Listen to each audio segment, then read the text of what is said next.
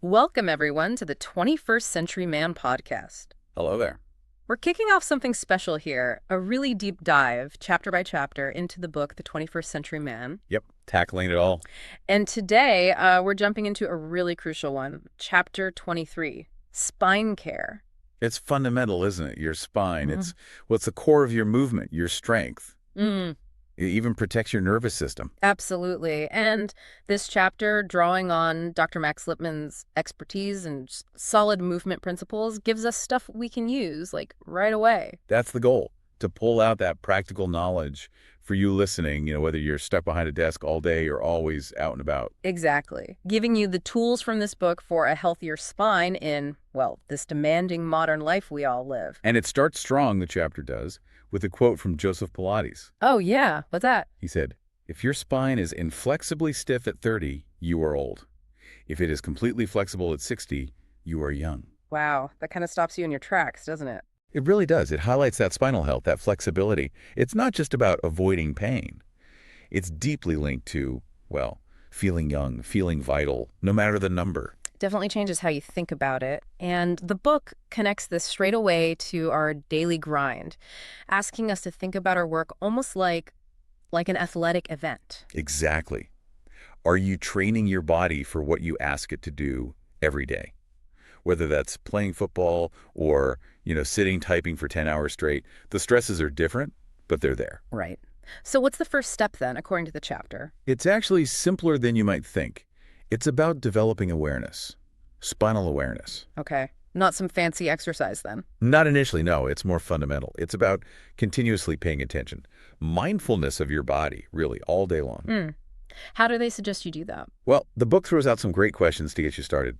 Things like, just pause and think. How do you actually sit in your car? Okay. How do you All right. sit at your desk? Do you have a sit-stand setup? How are you holding your rib cage right now? Hadn't even thought about the rib cage one. Right. And are you breathing deep down into your belly, or is it all shallow up in your chest? And that core question again, how are you training for your job? So the actionable takeaway is just start noticing. Pretty much. Start paying attention to those things. Observe your habits. No judgment, just awareness. It's the foundation. Makes sense. Build from that awareness. Yeah. What comes next? Then it moves into the idea of a self-assessment, kind of auditing yourself. Auditing, like looking at your habits more formally. Exactly. Looking at your sleep patterns, which, okay, chapter 29 goes deep on sleep, but it gets a nod here because it's so important. Also, really examining your work environment. Seeing where the physical stresses are coming from. Precisely. And looking honestly at your daily movement, or maybe lack thereof, it gives you a clear baseline. And once you have that awareness, that assessment, what do you do with it? You practice intentional awareness, using what you've learned about yourself to stay connected to your body, making, conscious choices throughout the day that actually support your spine. Got it. So awareness first, then intentional action. Now, I think the chapter gets into the spine itself, right? The actual structure. It does, yeah. And it calls the spine magnificent, which honestly, it is. Figure 23.1 in the book gives a great visual. It's this amazing blend of strength and flexibility, plus it's protecting that super important nervous system. It's made up of what, 26 bones? And all the muscles around them. Yep, 26 vertebrae plus the surrounding muscles. And the key design feature is that natural S-curve. The S-curve. Okay, explain that a bit. You get the curve in your neck, the cervical curve, then the one in your mid-back thoracic, and the inward curve in your lower back, the lumbar curve. And that S shape isn't just random. Not at all. It's brilliant engineering. It distributes pressure, absorbs shock, basically lets us move dynamically without constantly getting injured, like suspension in a car. It's amazing we can bend and twist like we do, but the book warns about losing those curves as we age. Yeah, if those curves flatten out, function diminishes. It really highlights how important maintaining them is for long-term mobility. Anything that fights against those natural curves is, well, working against your body. And the spine connects down to the pelvis. Right. The pelvis acts as this stable foundation for the whole torso. It's strong, provides anchors for big muscles. It's like the base supporting the column. And the pelvis itself is made of fused bones. That's right. You've got the sacrum, which is 5 fused vertebrae, the coccyx, the tailbone, usually 2 bones, and then the ilium, ischium, pubis forming the pelvic bowl. So the spine and skull protect the nerves, and the pelvis anchors the muscles that keep us upright and moving. Exactly. It's a Yeah. really smart system. And don't forget the discs between the vertebrae. Ah, yes, the cushions. Super important, right? Absolutely vital. They distribute all the forces we put on our spine daily. And they have that sort of jelly donut structure. That's a perfect analogy. A tough outer ring, the annulus fibrosus, holding in a gel-like center, the nucleus pulposus, that gives us shock absorption and flexibility. It lets the spine compress without losing power. But even with this great design, things can go wrong. What does the chapter say about common problems? Well, the obvious stuff like falls, accidents, sports injuries, but also the slower creeping things, bad posture over time, repetitive stress from work or hobbies, and arthritis, especially osteoarthritis as we get older. Okay, so that leads nicely into the next big topic, dealing with sitting too much, sedentary work styles. Yes, a huge issue for so many of us. The chapter really pushes the benefits of using a sit-stand desk. And the benefits go beyond just back health. Oh yeah, better circulation, which we'll touch on more, Right. but also things like better muscle tone in your legs, calves, and thighs. People often notice that pretty quickly. And more energy. I hear that a lot. Definitely. Yeah. A lot of people report feeling less sluggish. And there's this interesting ripple effect the book Oh, mentions. what's that? Being more intentional about moving often leads to being more intentional about other things like eating better or sticking to exercise routines. One good habit encourages another, you know? That makes sense. It's about building good daily habits, not just looking for one fix. Precisely. It's not a single intervention, but a lifestyle shift. And the book contrasts different jobs well. Like a server versus a tech worker. Exactly. A server might be moving constantly, while someone in tech needs to be much more deliberate about building movement into their day. So what are some practical strategies the chapter suggests? Simple things, really. Stretching before and after sitting for a long time, making sure your hamstrings aren't tight. And loosening hip flexors. What are those exactly for people who don't know? Good question. They're the muscles at the front of your hip. They let you lift your knee towards your chest or bend at the waist. They get really tight from sitting. Okay, so stretch hamstrings, loosen hip flexors. Yeah. What else? The basics. Sit correctly when you're sitting. Use that sit-stand desk or a riser if you can. Get up and stretch, move around several times an hour. Don't just stay locked in place. And daily walking or running. Crucial. And for home workers, it even gives tips for DIY sit-stand setups using like a credenza or a dresser. As long as it's the right height, elbow height, arms at an L shape. That's the guideline, yeah. And ease into it. Don't try to stand all day from day one. Maybe 30 minutes standing, 30 sitting, and gradually increase the standing time. Good advice.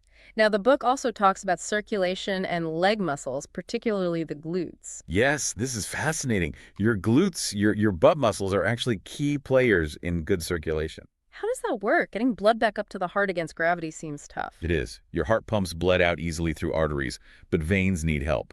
That help comes from your leg muscles contracting and squeezing the veins. Like milking the blood upwards. Sort of, yeah. And there are one-way valves in the veins that stop it from flowing back down. Every step you take, every time you tense those leg muscles, you're helping to push blood back to your heart. So if you sit all day, That system doesn't work well. Circulation gets sluggish, you feel tired, fatigued, and long-term, the risks go up for things like type 2 diabetes and heart disease. wow. And the lymphatic system, too. It relies on movement. Absolutely. That system clears out waste and toxins, and it needs muscle action to pump the lymphatic fluid around. Historically, we walked everywhere, so this wasn't such an issue. So more simple ways to get active. Mix up your tasks. Take short stretch breaks every half hour or so. Definitely walk around hourly. Try a 20-minute walk at lunch. Every little bit helps. And it mentions other countries are already embracing more active work styles. Yeah, places like the Netherlands, Scandinavia, the UK. There's a growing trend, a recognition that we need to move more. Okay, let's shift to stretching and movement basics. What are the key principles there? Stretch fully, but comfortably. Always stretch both sides of the spine. Symmetry is important. And don't just focus on the back and hamstrings. Right. Include your quads, front of the thighs, your hip flexors again, and even your abs. Get the whole trunk involved. What about posture, especially with screens? That face-forward lean. Oh, definitely. The book calls that out. Constantly looking down or forward at screens really strains your neck and upper back, messes with your posture. You can even see the changes on x-rays sometimes. Consciously trying to minimize that is huge. And lifting things. What's the advice there? Hinge at the hips. Always. Don't bend from your lower back. It puts massive stress on the discs. The book suggests looking up videos like on YouTube to get the form right. Good practical tip. And it talks about relearning how to squat. Yeah, this is really interesting. The argument is our bodies aren't built for chairs. They're built for movement, including squatting. Like hunter-gatherer societies. Exactly. It mentions the Hadza people. They have sedentary time, but they spend a lot of it squatting, not sitting. And they have much lower rates of chronic disease and back pain.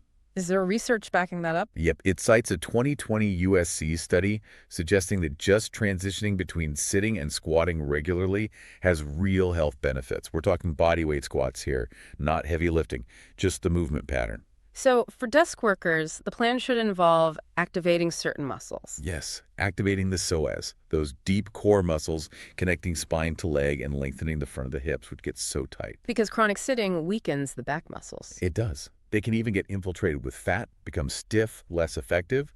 That increases your injury risk and chance of chronic pain. So engage the glutes along with the lower back for good posture. Absolutely. Engage those glutes.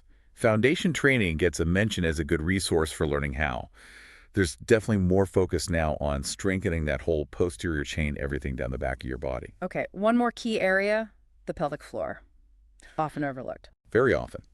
But excessive sitting messes with your control over those pelvic muscles too. Leading to back pain and tight legs. It can contribute, yeah, along with other issues. The book suggests things like pelvic thrusts, deep breathing, decompressive breaths, and again, stretching hip flexors and opening the rib cage. All to avoid things like low back pain, sciatica, degenerative discs. Right. Muscle spasms, Yeah. arthritis, strengthening and regaining control of that pelvic area is protective. And it mentions tools like a hip hook or so right. Yeah, for targeting those really deep pelvic and hip flexor muscles, like the iliacus, which are hard to stretch otherwise. So wrapping up, the chapter connects all this physical stuff to something bigger. It does, beautifully. It links spine care to a wider philosophy, learning, teaching, love as being fundamental to a meaningful life. It encourages self-reflection, understanding others, sharing knowledge. That's a nice touch. Yeah. So the final message is, Sit less, stretch more, move more. Aim for a healthy, pain-free, vital life. And honestly, this chapter and the whole book, The 21st Century Man, it's just packed with such valuable, actionable stuff to help you do that.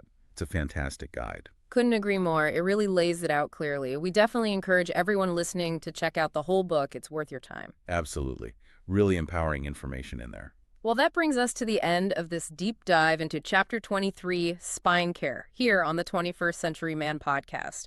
We really hope this gave you some practical insights and maybe some motivation to take care of that amazing structure supporting you. Yeah, remember that power of just being aware, the importance of movement, and appreciating the spine's incredible design. So join us next time, won't you? We'll be diving into Chapter 24, Keeping Your Vision Sharp, right here on the 21st Century Men podcast. Looking forward to it.